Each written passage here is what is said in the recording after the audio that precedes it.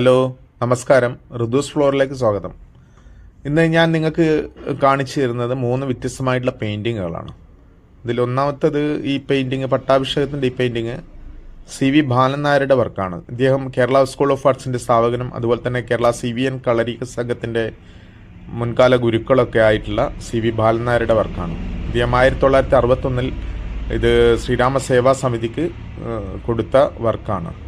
ഇത് സേവാസമിതി ഓഫീസിൽ ഇന്ന് നിധി പോലെ സൂക്ഷിച്ചിട്ടുണ്ട്. അതുപോലെ തന്നെ ഈ 2 വർക്കുകൾ, ഇതിൽ അടിയിലത്തെ ഓയിൽ പെയിൻറ്റിങ് VS സോമസുന്ദരൻ എന്ന് പറഞ്ഞിട്ടുള്ള തലശ്ശേരിയുടെ സ്വന്തം ആർട്ടിസ്റ്റ് ചെയ്തതാണ്.